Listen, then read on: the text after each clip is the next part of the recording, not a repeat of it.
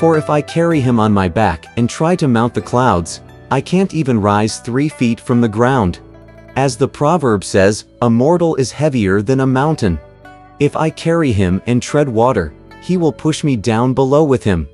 While Master and disciples were having this discussion by the river, they suddenly saw a man approaching from the upper reach of the river and rowing a small boat.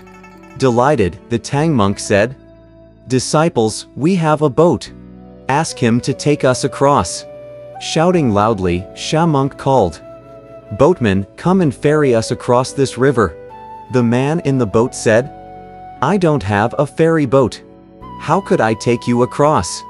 Sha monk said, "In heaven or on earth, the most important thing is to perform deeds of kindness to others. Though yours may not be a ferry boat, we are not people who will often bother you. We are the sons of Buddha sent by imperial command in the land of the East to acquire scriptures. Please be kind to us and take us across the river. You will have our gratitude." When the man heard these words, he rowed the boat near the shore and, holding his oar, he said, "Master, my boat is small and there are many of you. How could I take you all across?" When Tripitaka walked closer and took a look, he saw that the boat was actually a canoe dug out of a log, and its hull could at most seat only 2 persons besides the boatman. "What shall we do?" said Tripitaka. "With this boat," said Sha monk, "we will have to take 2 trips. Always sly and slothful," 8 Rules immediately said. "Wu Jing, you and Big Brother can remain here to watch the luggage and the horse. Let me escort Master and cross over first.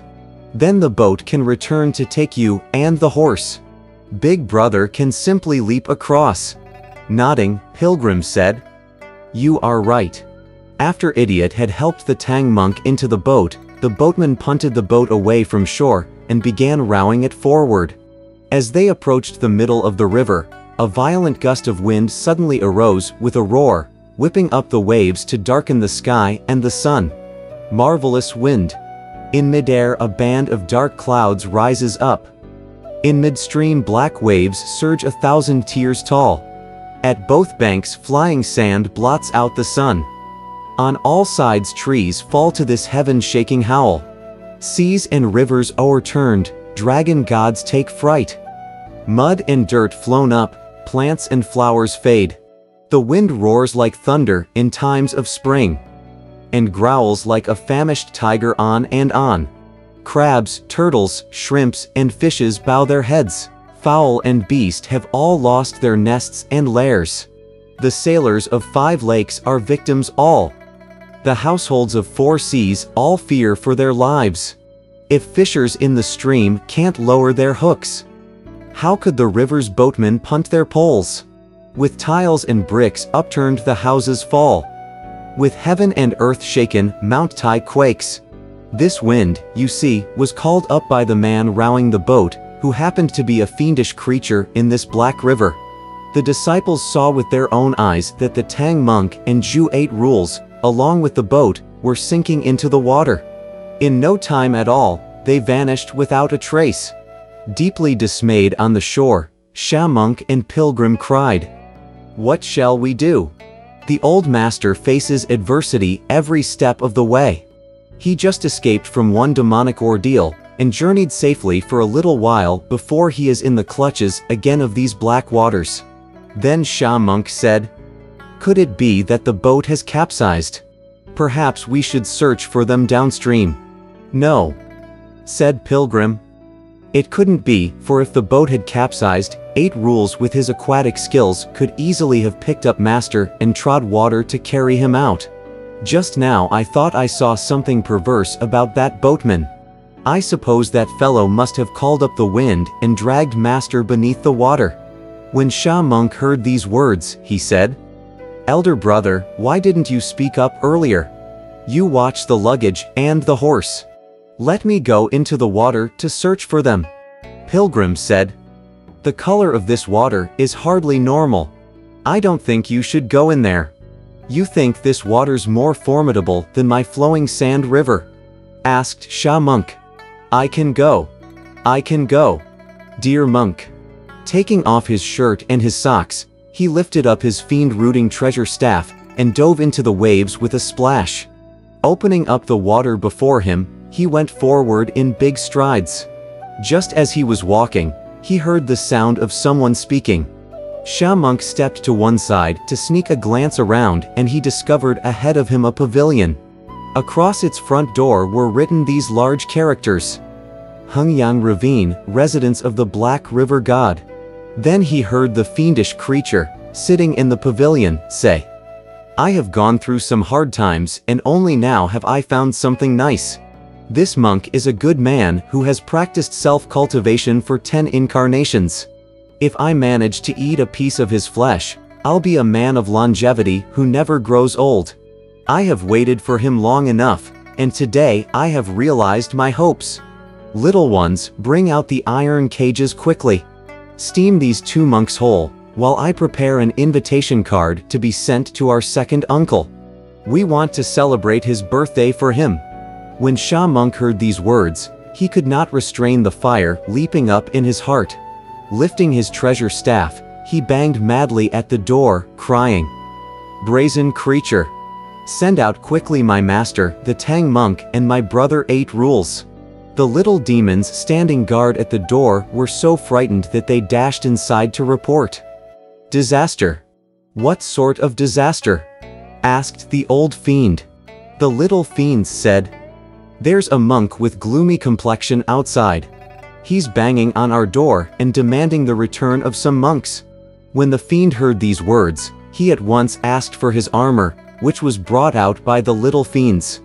After the old fiend suited himself up properly, he took up in his hands a steel riding crop with bamboo-like joints.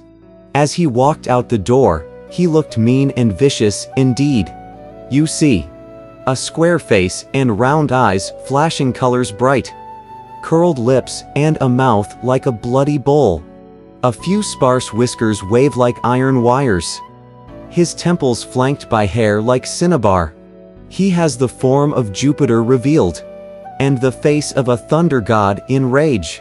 He wears a suit of iron flower adorned, a gold helmet with jewels thickly set. He holds the steel crop with bamboo-like joints, and violent wind churns as he walks along. At birth he was a creature of the waves. He shed his origin. What fearsome change! You ask for this fiend's true identity. Small Iguana Dragon is his former name. Who is beating on my door? Bellowed the fiend. Sha Monk said, "You ignorant brazen fiend! How dare you use your paltry magic and change into a ferryman to abduct my master here with your boat? Return him at once, and I'll spare your life." The fiend roared with laughter and said, "This monk doesn't care about his life. Your master has been caught by me, all right, and now I'm about to have him steamed to be served to my invited guests. You come up here and match strength with me. If you can withstand me for 3 rounds, I will return your master. If you can't withstand me, I'll have you steamed and eaten also. Don't bother to dream about your going to the western heaven." Maddened by what he heard, Sha Monk brought the treasure staff down on the fiend's head, but the latter raised his steel crop to parry the blow. The 2 of them thus began a fierce battle at the bottom of the river. With fiend-rooting staff and crop of bamboo joints, 2 men, growing enraged, both strove to win. One, the Black River's 1,000-year-old fiend. One, a former immortal of divine mists. This one longed to eat Tripitaka's flesh. That one would guard the Tang monk's piteous life. At the river's bottom they met to fight, each craving success and nothing else. They fought till pairs of shrimp and fish concealed themselves, till crabs and turtles in twos withdrew their heads. Here the water home as fiends all beat their drums, and monsters shouting madly before their gate. This dear Wu Jing, what a true Buddhist priest, did show all alone his prowess and strength. Waves tossed and churned, and they fought to a draw, as the crop met and tangled with the staff. Think of it. It was all for the monk of Tang, who'd seek scriptures and bow in Buddha's heaven. The two of them fought for some 30 rounds and neither proved to be the stronger. Sha Monk thought to himself, "This fiendish creature is indeed my match. Since I cannot prevail, I may as well entice him out of the waters so that my elder brother can beat him." Making one final feeble blow, Sha Monk turned quickly and ran with the staff trailing behind him. The monster spirit, however, did not give chase and said instead, "You may go. I'm not going to fight with you anymore, for I have to prepare a card to invite a guest." Panting heavily, Sha Monk leapt out of the water and said to Pilgrim, "Elder brother, this creature is unruly. Since you were down there for quite a while, did you find out what sort of monster he is?" asked Pilgrim. "Have you seen Master? There's a pavilion down there," said Sha Monk. And across the top of the gate outside are written these large characters, Hungyang Ravine, residence of the Black River God. I sneaked up to it and heard him speaking inside, telling his little ones to wash and scrub some iron cages so that Master and 8 rules can be steamed alive. He also wanted to invite his uncle to come for a birthday celebration. I got mad and pounded at the door. That was when the fiendish creature came out with a steel crop with bamboo-like joints.